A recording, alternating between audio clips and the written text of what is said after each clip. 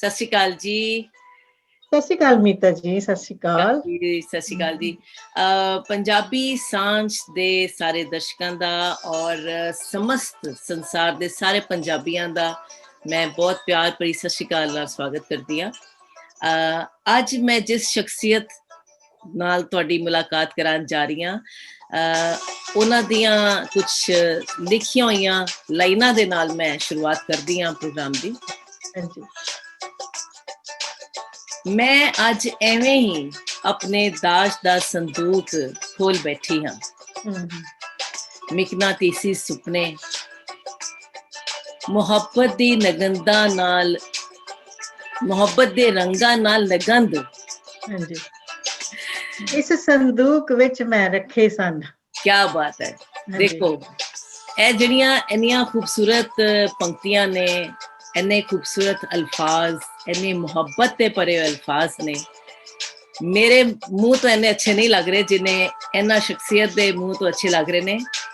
ਔਰ ਤੁਹਾਡੇ ਸਾਹਮਣੇ ਅੱਜ ਮੈਂ ਲੈ ਕੇ ਆਈ ਹਾਂ ਪੂਰੇ ਸੰਸਾਰ ਦੇ ਪੰਜਾਬੀਆਂ ਦਾ ਮਾਣ ਔਰ ਸਾਡੇ ਬਰੈਂਪਟਨ ਕੈਨੇਡਾ ਦੇ ਖਾਸ ਸ਼ਾਨ, बहुत ही मकबूल और बुलंद शायरा कवियत्री सुरजीत कौर जी ਤੁਹਾਡੇ ਸਾਹਮਣੇ। ਸਤਿ ਸ਼੍ਰੀ ਅਕਾਲ ਸੁਰਜੀਤ ਕੌਰ ਜੀ, ਤੁਹਾਡਾ ਫਿਰ ਤੋਂ ਸਵਾਗਤ। ਸਤਿ ਸ਼੍ਰੀ ਅਕਾਲ ਤੇ ਸਾਰੇ ਦਰਸ਼ਕਾਂ ਨੂੰ ਵੀ ਮੇਰੇ ਵੱਲੋਂ ਪਿਆਰ ਭਰੀ ਸਤਿ ਸ਼੍ਰੀ ਅਕਾਲ।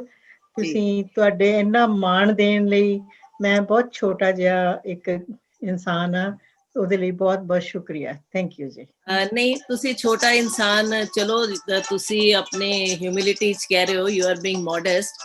ਬਾਕੀ ਇਹ ਸੱਚਾਈ ਹੈ ਕਿ ਤੁਹਾਡੀ ਬਹੁਤ ਹੀ ਜ਼ਿਆਦਾ ਰਿਸਪੈਕਟ ਸਾਰੀ ਜਗ੍ਹਾ, ਇਵਨ ਕੈਨੇਡਾ, ਪੰਜਾਬ, ਅਮਰੀਕਾ, ਸਭ ਜਗ੍ਹਾ ਬਹੁਤ ਰਿਸਪੈਕਟ ਹੈ ਤੁਹਾਡੀ।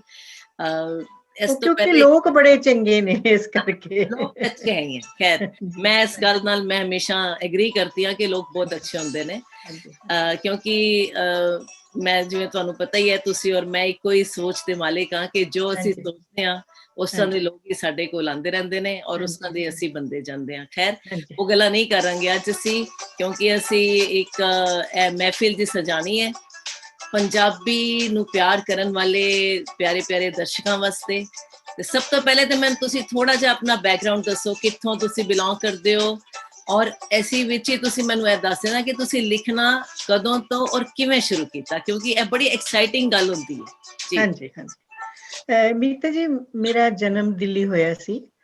ਮੇਰੇ ਫਾਦਰ ਸਾਹਿਬ ਉੱਥੇ ਇੰਜੀਨੀਅਰ ਸੀਗੇ, ਆਪਣੇ ਮਕੈਨੀਕਲ ਇੰਜੀਨੀਅਰ। ਤੇ ਉਹ ਇਸ ਤਰ੍ਹਾਂ ਮੈਂ, ਮਤਲਬ ਕਿਉਂਕਿ ਉੱਥੇ ਅਸੀਂ ਪਰਿਵਾਰ ਰਹਿੰਦਾ ਸੀ ਤੇ ਮੇਰਾ ਜਨਮ ਉੱਥੇ ਹੀ ਹੋਇਆ। ਤੇ ਮੈਂ 9ਵੀਂ ਤੱਕ ਦਿੱਲੀ ਪੜ੍ਹੀ ਸੀ ਤੇ ਪੰਜਾਬੀ ਨਹੀਂ ਸੀ ਆਉਂਦੀ ਹੈਗੀ।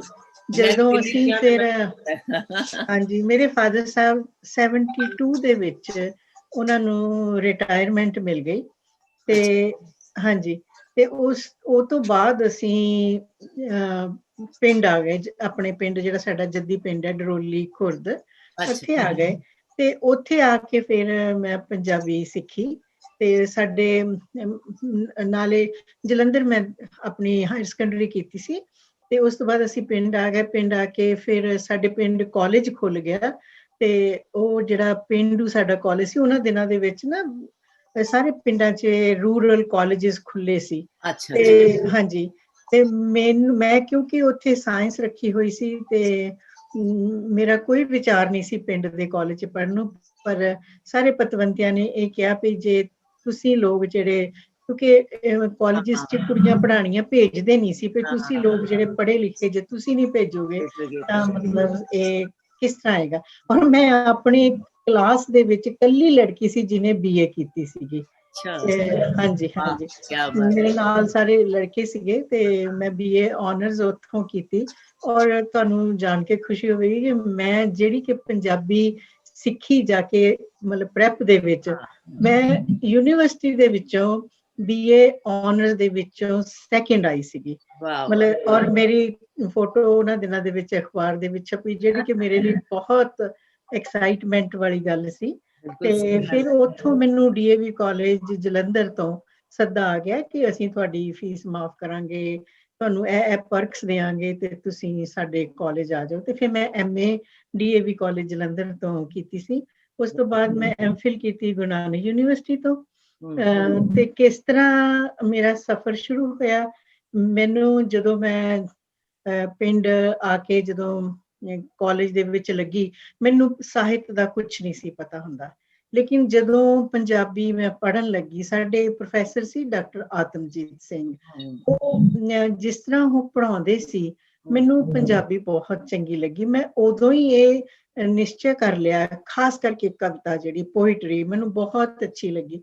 ਮੈਂ ਉਦੋਂ ਹੀ ਨਿਸ਼ਚੈ ਕਰ ਲਿਆ ਕਿ ਜੇ ਮੈਂ MA ਕਰਨੀ ਹੈ ਤੇ ਮੈਂ ਪੰਜਾਬੀ ਦੀ ਕਰਨੀ, ਤੇ ਮੈਂ ਪੰਜਾਬੀ ਦੀ ਲੈਕਚਰਰ ਬਣਨਾ। That was my dream. ਹਾਂਜੀ, ਤੇ ਇਸ ਤਰ੍ਹਾਂ ਕਰਕੇ ਹਾਂਜੀ ਮੇਰੇ ਫਿਰ ਕਿਉਂਕਿ ਸ਼ਹਿਰ ਤੋਂ ਆਉਣ ਕਰਕੇ ਥੋੜਾ ਜਿਹਾ ਬੱਚਾ ਆਊਟਸਟੈਂਡਿੰਗ ਹੁੰਦਾ, ਤੇ ਮੇਰੇ ਪ੍ਰੋਫੈਸਰਸ ਮੈਨੂੰ ਸਟੇਜ ਤੇ ਬੋਲਣ ਲਈ ਹਿੰਦੀ ਦੀਆਂ ਕਵਿਤਾਵਾਂ, ਪੰਜਾਬੀ ਦੀਆਂ ਕਵਿਤਾਵਾਂ ਦੇ ਕੇ ਸਟੇਜ ਤੇ ਭੇਜਦੇ ਹੁੰਦੇ ਸੀ। ਇਸ ਤਰ੍ਹਾਂ ਕਰਦੇ ਕਰਦੇ ਦੂਜੇ ਕਾਲਜਿਸ ਤੇ ਜਾ ਕੇ ਵੀ ਫਿਰ ਜਿਹੜੇ ਇੰਟਰ ਕਾਲਜ ਕੰਪੀਟੀਸ਼ਨ ਹੁੰਦੇ ਨਾ, ਪੋਇਟੀਕਲ ਰੈਸਿਟੇਸ਼ਨ ਕੰਪੀਟੀਸ਼ਨ, ਉਹਨਾਂ ਦੇ ਵਿੱਚ ਵੀ ਫਿਰ ਮੈਂ ਬੋਲਣ ਜਾਂਦੀ ਰਹੀ। ਇੱਥੋਂ ਤੱਕ ਕਿ ਯੂਥ ਫੈਸਟੀਵਲ ਦੇ ਵਿੱਚ ਵੀ, ਔਰ ਮੈਂ ਜਿੱਥੇ ਬੋਲਣ ਜਾਂਦੀ ਸੀ ਨਾ, ਮੈਂ ਟਰੋਫੀ ਔਰ ਫਸਟ ਪ੍ਰਾਈਜ਼ ਦੇਖਦੀ ਸੀ।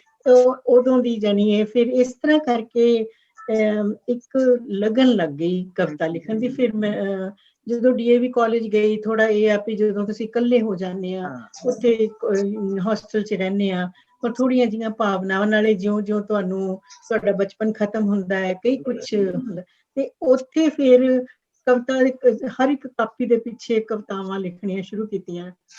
ਉਦੋਂ ਹੀ ਛਪਣੀਆਂ ਸ਼ੁਰੂ ਹੋ ਗਈਆਂ ਸੀ। ਸਭ ਤੋਂ ਪਹਿਲਾਂ ਮੇਰੀਆਂ ਕਵਿਤਾਵਾਂ ਉੱਥੇ ਅੱਖਰ ਜਿਹੜਾ ਮੈਗਜ਼ੀਨ ਹੈ ਉਹਦੇ ਵਿੱਚ ਛਪਣੀਆਂ ਸ਼ੁਰੂ ਹੋਈਆਂ ਸੀ। ਸੋ ਇਸ ਤਰ੍ਹਾਂ ਚੱਲਦਾ ਰਿਹਾ, ਸਫ਼ਰ ਚੱਲਦਾ ਰਿਹਾ।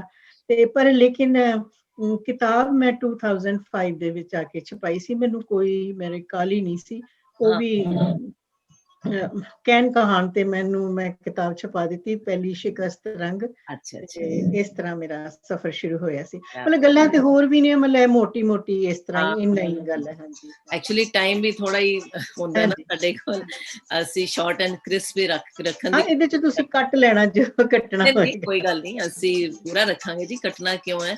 ਕਿਉਂਕਿ ਇਹ ਜਿਹੜੀ ਜਰਨੀ ਹੁੰਦੀ ਹੈ ਨਾ, ਪੋਇਟ ਦੀ ਜਰਨੀ ਹੁੰਦੀ, ਮੈਂ ਹਮੇਸ਼ਾ ਇਹ ਬੜੀ ਇਸ ਚੀਜ਼ ਨੂੰ ਸ਼ਿੱਦਤ ਨਾਲ ਮਹਿਸੂਸ ਕਰਦੀ ਹਾਂ ਕਿ ਤੁਸੀਂ ਲਿਖਦੇ ਹੋ, ਹਰ ਸਟੇਜ ਤੇ ਅਲੱਗ-ਅਲੱਗ ਤਰ੍ਹਾਂ ਦੇ ਤੁਹਾਡੇ ਐਕਸਪੀਰੀਐਂਸਿਸ ਨੇ। ਉਹ ਜਿਹੜੀ ਜਰਨੀ ਹੁੰਦੀ ਹੈ ਪੋਇਟ ਦੀ, ਉਹ ਬਹੁਤ ਇੰਪੋਰਟੈਂਟ ਹੁੰਦੀ ਹੈ। ਜੇ ਅਸੀਂ ਪੋਇਟਰੀ ਨੂੰ ਸਮਝਦੇ ਹਾਂ ਜਾਂ ਪਿਆਰ ਕਰਦੇ ਹਾਂ ਤੇ ਆਪਣੀ ਤੁਸੀਂ ਸ਼ਿਕਸਤ ਵਿੱਚੋਂ ਕੋਈ ਪਹਿਲੀ ਪੋਇਮ ਪਹਿਲੇ ਕੀ ਸੁਣਾਓਗੇ? ਪਹਿਲੇ ਤਾਂ ਸੁਣਾਓ। ਤੁਸੀਂ ਪਹਿਲਾਂ ਜਰਨੀ ਦੀ ਗੱਲ ਜਿਹੜੀ ਕੀਤੀ ਨਾ, ਦੇਖੋ ਜਰਨੀ ਇਸ ਤਰ੍ਹਾਂ ਹੋਈ ਕਿ ਪਹਿਲੀ ਕਿਤਾਬ ਦਾ ਮੇਰੀ ਦਾ ਨਾਮ ਹੈ ਸ਼ਿਕਸਤ ਰੰਗ। ਠੀਕ ਹੈ, ਕਿ ਜਦੋਂ ਇਨਸਾਨ ਆਪਣੇ ਆਪ ਨੂੰ ਹਾਰਿਆ ਹੋਇਆ, ਟੁੱਟਿਆ ਹੋਇਆ ਮਹਿਸੂਸ ਕਰਦਾ, ਲੇਕਿਨ ਉਹਦਾ ਵੀ ਇੱਕ ਵੱਖਰਾ ਰੰਗ ਹੁੰਦਾ ਹੈ ਨਾ।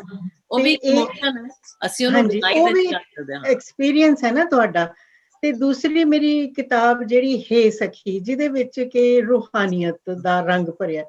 ਤੀਸਰੀ ਮੇਰੀ ਕਿਤਾਬ ਹੈ ਵਿਸਮਾਦ, ਮਤਲਬ ਜਿਵੇਂ ਜਿਵੇਂ ਮੇਰੀ ਜ਼ਿੰਦਗੀ ਦੇ ਪੜਾਅ ਜਿਹੜੇ ਨੇ ਨਾ ਉਹ ਬਦਲੇ, ਤਿਵੇਂ ਤਿਵੇਂ ਮੇਰੀ ਕਵਿਤਾ ਬਦਲੀ। ਮੈਂ ਤੁਹਾਨੂੰ ਸ਼ਿਕਸਤ ਰੰਗ ਪਹਿਲੀ ਦੇ ਵਿੱਚੋਂ ਹੀ ਇੱਕ ਕਵਿਤਾ ਸੁਣਾਉਂਦੀ ਹਾਂ। ਕੋਸ਼ਿਸ਼ ਕਰਦੀ ਹਾਂ ਕਿ ਮੈਂ ਛੋਟੀ ਕਵਿਤਾ ਮੈਂ ਤੁਹਾਨੂੰ ਸੁਣਾਵਾਂ ਤਾਂ ਕਿ ਆਪਣਾ ਟਾਈਮ ਜ਼ਿਆਦਾ ਨਾ ਹੋਵੇ। ਇਹ ਮੈਨੂੰ ਨਹੀਂ ਪਤਾ, ਇਹ ਤੁਹਾਡੀ ਤਾਂ ਮੇਰੀ ਜਿਹੜੀ ਸੋਚ ਹੈ ਨਾ, ਇਹ ਉਹੋ ਜਿਹੀ ਕਵਿਤਾ ਹੈਗੀ ਆ। ਕਵਿਤਾ ਦਾ ਨਾਮ ਹੈ ਜੀ ਪੈਗੰਬਰ। ਹਾਂਜੀ, ਤੇ ਉਹ ਪਰਬਤ ਦੀ ਟੀਸੀ ਤੇ ਖੜਾ ਸੀ, ਬਾਹਾਂ ਉੱਪਰ ਵੱਲ ਚੁੱਕੀ, ਸ਼ਾਂਤ ਅਡੋਲ ਅੰਬਰ ਵੱਲ ਤੱਕਦਾ। ਕਾਲੇ ਪਹਿਰਨਾਂ ਵਿੱਚ ਸੀ ਉਹ ਬਾਜ ਵਾਂਗੂ ਸਜਦਾ। ਉਹਦੇ ਸਾਵੇਂ ਇੱਕ ਸਿਰ ਝੁਕਿਆ, ਫਿਰ 2, 3 ਤੇ 4। ਸਿਰ ਝੁਕਦੇ ਗਏ, ਸਿਰਾਂ ਦਾ ਇੱਕ ਹਜੂਮ ਜਿਹਾ, ਇੱਕ ਹੜ ਜਿਹਾ ਆ ਗਿਆ ਉਹਦੇ ਸਾਵੇਂ। ਉਹ ਜੋ ਪਰਬਤ ਟੀਸੀ ਤੇ ਸ਼ਾਂਤ ਅਡੋਲ ਖੜਾ ਸੀ, ਉੱਪਰ ਵੱਲ ਤੱਕਦਾ। ਝੁਕੇ ਹੋਏ ਸਿਰਾਂ ਨੂੰ ਮੁਖਾਤਿਬ ਹੋ ਉਹ ਬੋਲਿਆ, ਤੁਸੀਂ ਪਿੱਛੇ ਹੀ ਕਿਉਂ ਜੜ ਹੋ ਗਏ? ਤੁਸੀਂ ਪਿੱਛੇ ਹੀ ਕਿਉਂ ਜੜ ਹੋ ਗਏ? ਅੱਗੇ ਵਧੋ, ਮੇਰੇ ਬਰਾਬਰ ਆਓ ਤੇ ਪੈਰਾਂ ਨੂੰ ਧਰਤੀ ਤੇ ਟਿਕਾਓ। ਇੰਜ ਮਹਿਸੂਸ ਕਰੋ ਕਿ ਤੁਹਾਡਾ ਸਿਰ ਆਸਮਾਨ ਛੂ ਰਿਹਾ ਹੋਵੇ। ਕੀ ਬਾਤ ਹੈ, ਕੀ ਬਾਤ। ਇੰਜ ਮਹਿਸੂਸ ਕਰੋ ਕਿ ਤੁਹਾਡਾ ਸਿਰ ਆਸਮਾਨ ਛੂ ਰਿਹਾ ਹੋਵੇ। ਬਾਹਾਂ ਇੰਜ ਫੈਲਾਓ ਕਿ ਚਾਰੇ ਦਿਸ਼ਾਵਾਂ ਤੁਹਾਡੇ ਕਲਾਵੇ ਵਿੱਚ ਆ ਗਈਆਂ ਲੱਗਣ। ਕੀ ਬਾਤ ਹੈ। ਆਪਣੀਆਂ ਅੱਖਾਂ ਨੂੰ ਆਸਮਾਨ ਦੇ ਤਾਰਿਆਂ ਵਿੱਚ ਜੜ ਦੇਵੋ ਤੇ ਆਪਣੇ ਹਿਰਦੇ ਵਿੱਚ ਲੋਕਾਂ ਲਈ ਕਰੁਣਾ ਭਰ ਦੇਵੋ। ਵਾਤਾਵਰਣ ਵਿੱਚ ਆਪਣੇ ਸਾਹਾਂ ਨੂੰ ਮਹਿਸੂਸ ਕਰੋ ਤੇ ਆਪਣੇ ਤੀਜੇ ਨੇਤਰ ਨੂੰ ਹੌਲੀ ਹੌਲੀ ਖੁੱਲਣ ਦਿਓ। ਤੁਹਾਡੇ ਅੰਦਰ ਦਾ ਇਨਸਾਨ ਜਾਗ ਉੱਠੇਗਾ ਤੇ ਫਿਰ ਤੁਸੀਂ ਸਤਰੰਗੀ ਪੀਂਘ ਤੇ ਚੜ ਕੇ ਦਰਸ਼ਕ ਵਾਂਗ ਆਪਣੀ ਜ਼ਿੰਦਗੀ ਨੂੰ ਤੱਕੋ। ਆਓ ਅੱਗੇ ਵਧੋ, ਤੁਸੀਂ ਸਾਰੇ ਪੈਗੰਬਰ ਹੋ। ਜ਼ਰਾ ਅੱਗੇ ਤਾਂ ਵਧੋ। ਕੀ ਬਾਤ ਹੈ, ਵਾਹ। ਤੁਸੀਂ ਇਹ ਬਿਲਕੁਲ ਅੱਜ ਕੱਲ ਦੇ ਮਾਹੌਲ ਦੇ ਵਿੱਚ ਕਿੰਨੀ ਰੈਲੇਵੈਂਟ ਹੈ। ਤੁਸੀਂ ਦੇਖੋ ਕਿ ਹਰ ਇਨਸਾਨ ਨੂੰ ਇੱਕ ਦੂਸਰੇ ਦੇ ਨਾਲ ਅਸੀਂ ਕਹਿ ਹੀ ਰਹੇ ਹਾਂ ਕਿ ਐਮਪੈਥੀ ਰੱਖੀਏ, ਅਸੀਂ ਖਿਲਵਾੜ ਨਾ ਕਰੀਏ, ਆਪਣੇ ਪੈਗੰਬਰ ਆਪ ਬਣਾਂਗੇ ਤੇ ਜ਼ਿੰਦਗੀ ਦੇ ਵਿੱਚ ਅਸੀਂ ਆਪਣੇ ਆਪ ਨੂੰ ਲੈ ਕੇ ਚੱਲ ਸਕਦੇ ਹਾਂ। ਹਾਂਜੀ, ਮਤਲਬ ਹਰ ਬੰਦਾ ਸੁਨੇਹਾ ਤਾਂ ਕੋਈ ਲੈ ਕੇ ਆਉਂਦਾ ਨਾ। ਤੁਸੀਂ ਪੈਗੰਬਰ ਨੂੰ ਉਹਦੇ ਸ਼ਾਬਦਿਕ ਅਰਥਾਂ 'ਚ ਜੇ ਸਮਝੋ ਤਾਂ ਬਿਲਕੁਲ ਬਿਲਕੁਲ ਠੀਕ ਹੈ। ਤੁਹਾਡਾ ਪਰਪਸ ਹੈ, ਦੇਖੋ ਇਸ ਸੰਸਾਰ ਵਿੱਚ ਤੁਸੀਂ ਆਏ ਹੋ ਇੱਕ ਮਕਸਦ ਨਾਲ ਆਏ ਹੋ। ਰੱਬ ਨੇ ਤੁਹਾਨੂੰ ਇਸ ਕਿਸੇ ਮਕਸਦ ਨਾਲ ਹੀ ਇੱਥੇ ਭੇਜਿਆ। ਜੇ ਅਸੀਂ ਉਸ ਮਕਸਦ ਨੂੰ ਨਹੀਂ ਪੂਰਾ ਕਰਾਂਗੇ ਤੇ ਚਲੋ ਇਹ ਡਿਸਕਸ਼ਨ ਨਹੀਂ ਕਰਨਾ ਚਾਹੁੰਦੇ, ਬੜੀ ਲੰਬੀ ਹੋ ਜਾਏਗੀ। ਲੰਬੀ ਹੋ ਜਾਏਗੀ। ਹਾਂਜੀ ਹਾਂਜੀ ਹਾਂਜੀ। ਤੁਸੀਂ ਮਤਲਬ ਇੰਡੀਆ ਤੋਂ ਪਹਿਲੇ ਮੈਨੂੰ ਜਿੱਥੋਂ ਤੱਕ ਆਈਡੀਆ, ਤੁਸੀਂ ਪਹਿਲੇ ਬੈਂਕਾਕ ਗਏ ਹੋ, ਰਾਈਟ? ਹਾਂਜੀ, ਅਸੀਂ ਮੈਂ ਪਹਿਲਾਂ 5 ਸਾਲ ਪਹਿਲਾਂ, ਸਭ ਤੋਂ ਪਹਿਲਾਂ ਜਿਹੜੀ ਮੇਰੀ ਜਰਨੀ ਹੈ ਨਾ, ਫਗਵਾੜਾ ਕਮਲਾ ਨਹਿਰੂ ਕਾਲਜ ਤੋਂ ਸ਼ੁਰੂ ਹੋਈ। ਫਿਰ ਮੈਂ 5 ਸਾਲ 5 ਸਾਲ ਮੈਂ ਮਸੂਰੀ ਪੜ੍ਹਾਇਆ, Guru Nanak international 5th ਸੈਂਟਨਰੀ school ਦੇ ਵਿੱਚ। ਉਸ ਤੋਂ ਬਾਅਦ ਮੈਂ 10 ਸਾਲ ਥਾਈਲੈਂਡ ਪੜ੍ਹਾਇਆ। ਉਸ ਤੋਂ ਬਾਅਦ ਅਸੀਂ 15 ਸਾਲ ਅਮਰੀਕਾ ਰਹੇ ਹਾਂ ਤੇ 13 ਸਾਲ, ਅੱਜ ਪੂਰੇ 13 ਸਾਲ ਹੋ ਗਏ ਸਾਨੂੰ ਇੱਥੇ ਕੈਨੇਡਾ ਆਇਆ। ਤੇ ਤੁਹਾਡਾ ਦਿਲ ਕਿੱਥੇ ਸਭ ਤੋਂ ਜ਼ਿਆਦਾ ਲੱਗਿਆ? ਮੈਨੂੰ ਮੇਰਾ ਜਿਹੜੀ ਜ਼ਿੰਦਗੀ ਦਾ ਬੈਸਟ ਜਿਹੜਾ ਸੀ ਨਾ, ਜਿਹਨੂੰ ਕਹਿੰਦੇ ਫੇਜ਼ ਹੈ, ਉਹ ਮੇਰਾ ਸੈਨ ਫਰਾਂਸਿਸਕੋ ਦਾ ਸੀ। ਪਰ ਦਿਲ ਮੇਰਾ ਇੱਥੇ ਵੀ ਬੜਾ ਲੱਗਿਆ ਹੋਇਆ। ਵੈਸੇ ਮੈਂ ਨਾ, ਮੇਰੀ ਇਹੋ ਜਿਹੀ ਤਬੀਅਤ ਹੈ ਕਿ ਮੈਂ ਜਿੱਥੇ ਵੀ ਜਾਵਾਂ, ਮੈਂ ਪਿੰਡ ਜਾਵਾਂ, ਮੈਂ ਕਿਤੇ ਵੀ ਜਾਵਾਂ, ਮੇਰਾ ਦਿਲ ਲੱਗ ਜਾਂਦਾ। ਮੈਨੂੰ ਕੋਈ ਐਸੀ ਪ੍ਰੋਬਲਮ ਨਹੀਂ ਆਉਂਦੀ ਕਦੀ ਵੀ। Very good.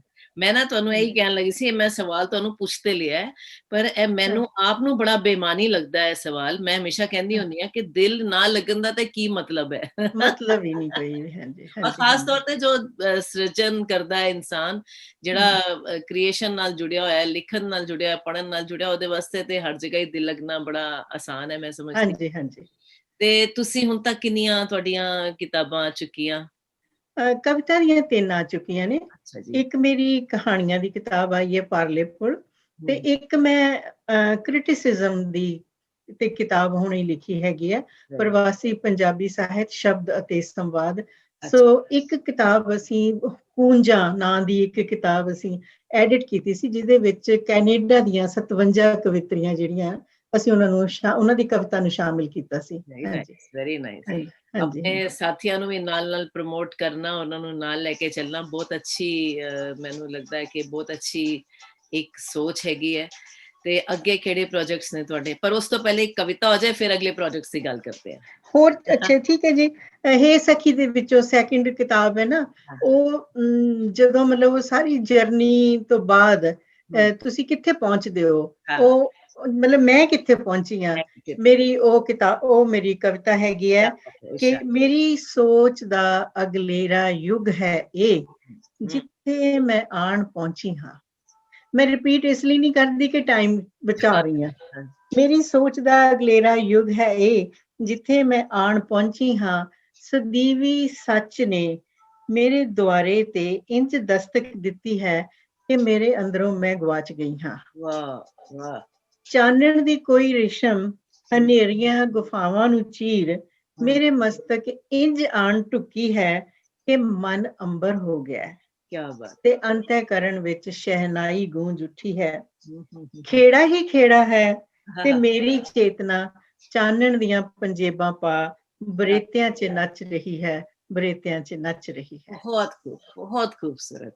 ਆਸ ਦੀ ਕਿਰਨ ਲਿੱਤੀ ਹੋਈ ਹਰ ਲਫ਼ਜ਼, ਕਿਆ ਬਾਤ ਹੈ, ਉਮੀਦਾਂ ਦੀ ਥੈਂਕ ਯੂ ਗੱਲਾਂ ਨੇ, ਬਹੁਤ ਅੱਛੀ। Thank you. ਹੁਣ ਕਿਹੜੇ ਪ੍ਰੋਜੈਕਟਸ ਤੁਹਾਡੇ ਆ ਰਹੇ ਨੇ?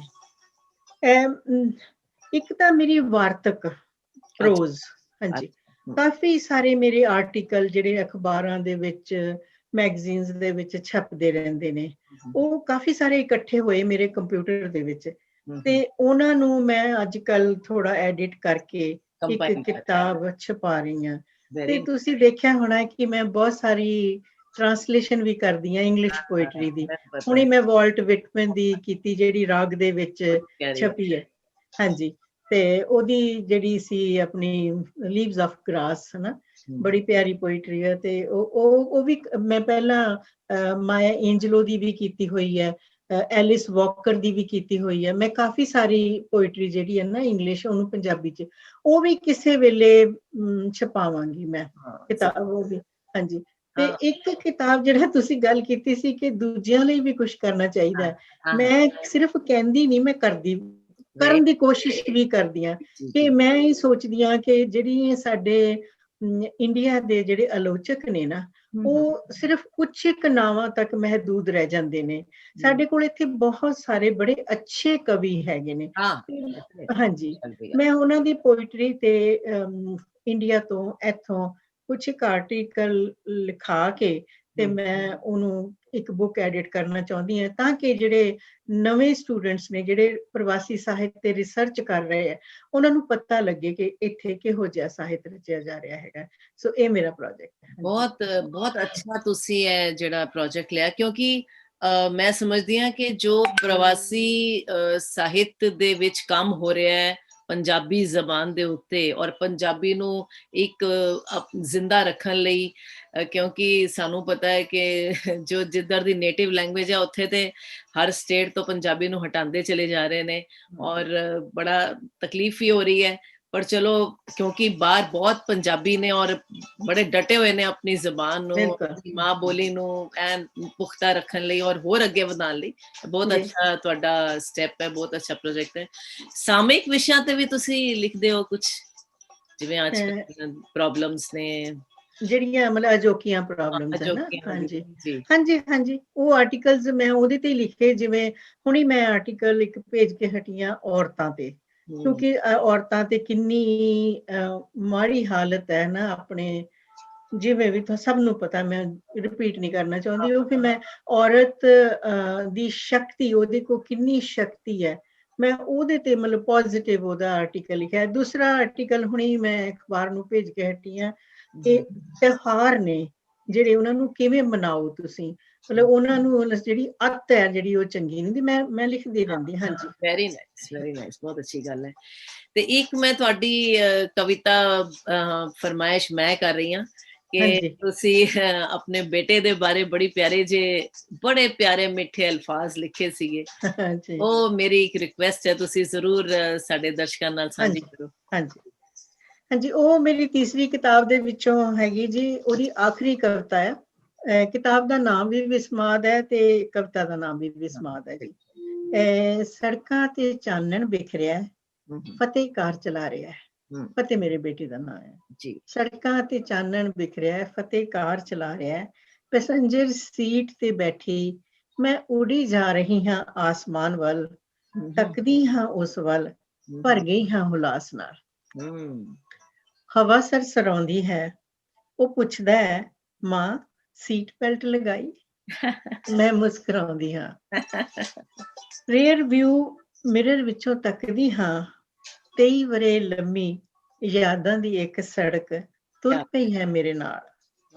ਭੋਲਾ ਜਿਹਾ, ਲੋਗੜ ਜਿਹਾ, ਪੋਲਾ ਪੋਲਾ ਸੋਹਲ ਜਿਹਾ ਇੱਕ ਬੱਚਾ ਮੇਰੀ ਗੋਦੀ 'ਚ ਖੇਲ ਰਿਹਾ ਹੈ। ਤੁਰਦੀ ਹਾਂ, ਫਿਰਦੀ ਹਾਂ, ਕੰਮ ਕਰਦੀ ਹਾਂ, ਹਰਦਮ ਉਸੇ ਨੂੰ ਸੋਚਦੀ ਹਾਂ। ਕੀ ਖਾਂਦਾ, ਕੀ ਪੀਂਦਾ, ਕੀ ਖੇਡਦਾ, ਕੀ ਪੜ੍ਹਦਾ, ਕਦ ਸੌਂਦਾ, ਮੇਰੀ ਸੋਚ ਦੀ ਬਸ ਇੰਨੀ ਕੁ ਹੈ ਸੀਮਾ।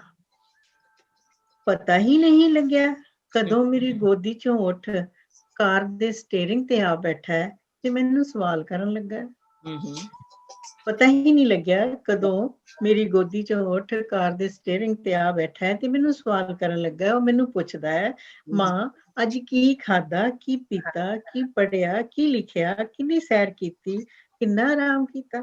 ਵਾਹ ਮੈਂ ਹੱਸ ਕੇ ਆਖ ਦਿੰਦੀ ਹਾਂ, ਨਾ ਤੂੰ ਮੇਰੀ ਮਾਂ ਏ।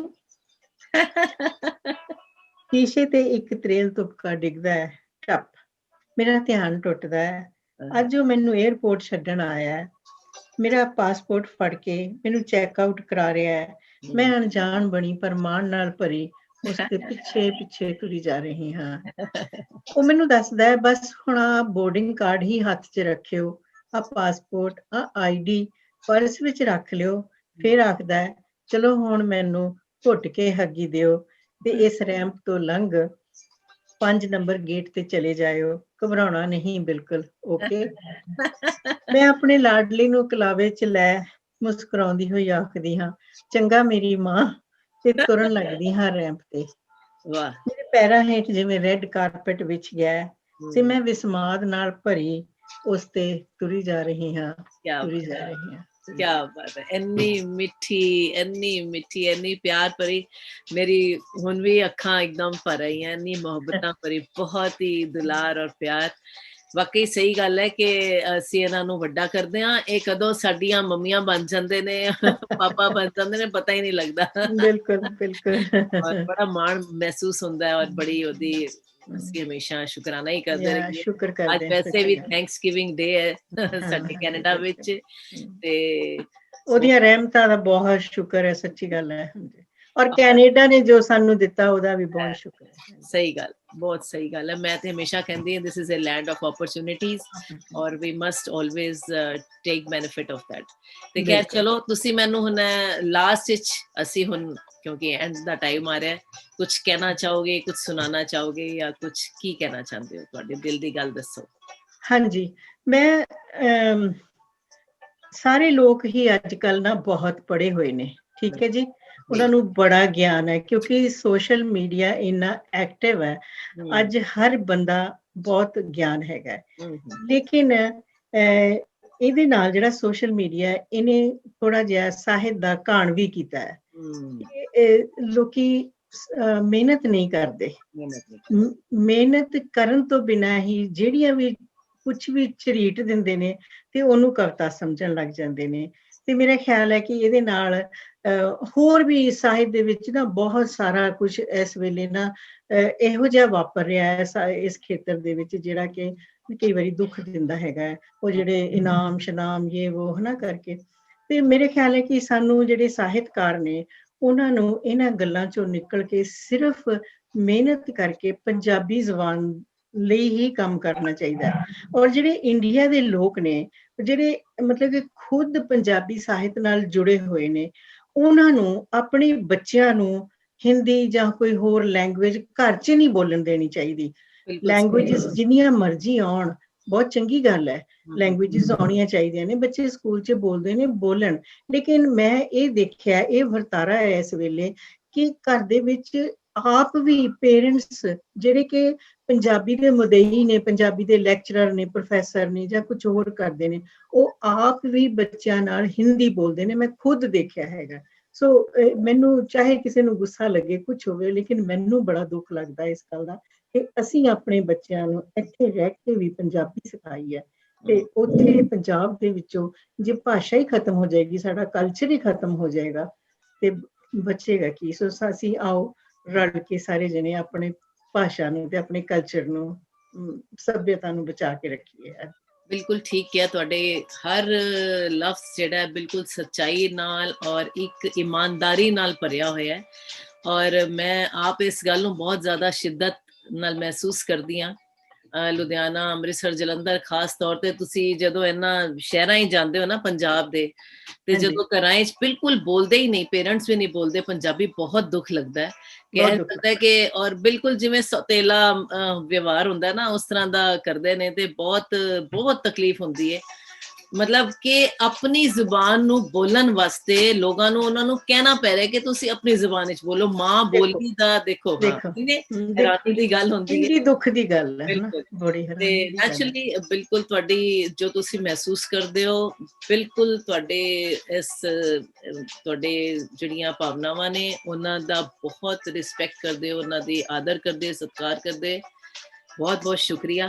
ਥੈਂਕ ਯੂ ਜੀ, ਤੁਸੀਂ ਇੰਨਾ ਥੈਂਕ ਯੂ, ਤੁਹਾਡਾ ਬਹੁਤ ਬਹੁਤ ਸ਼ੁਕਰੀਆ ਕਿ ਤੁਸੀਂ ਮੈਨੂੰ ਇਸ ਕਾਬਿਲ ਸਮਝਿਆ ਕਿ ਇਹ ਕਾਬਿਲ ਸਾਡੇ ਵਾਸਤੇ ਬੜੇ ਮਾਣ ਦੀ ਗੱਲ ਹੈ ਤੁਸੀਂ ਇੰਨਾ ਟਾਈਮ ਕੱਢਿਆ, ਔਰ ਖੂਬ ਖੂਬ ਸਾਨੂੰ ਅੱਛਾ ਤੁਸੀਂ ਪੜ੍ਹਨ ਨੂੰ ਦਿੰਦੇ ਰਹੋ। ਮੇਰੀ ਵਿਜ਼ਿਟ ਤੁਹਾਡੇ ਘਰ ਨੂੰ ਡਿਊ ਹੈ, ਇਹ ਮੈਂ ਰਿਕਾਰਡ ਤੇ ਹੀ ਕਹਿਤਾ, ਰਿਕਾਰਡ ਕਰਦੇ ਇੰਟਰਵਿਊ ਵਿੱਚ। ਐਨੀ ਟਾਈਮ, ਜਦੋਂ ਮਰਜ਼ੀ, ਸਮਾਨ ਤੇ ਮਿਲੇਗਾ ਤਾਂ ਹੀ ਨਾ ਜਦੋਂ ਮੈਂ ਲੈਣ ਜਾਵਾਂਗੀ। ਹਾਂਜੀ, ਠੀਕ ਹੈ ਜੀ, thank you so much, god bless you, God bless you. ਤੁਹਾਨੂੰ ਵੀ ਜੀ।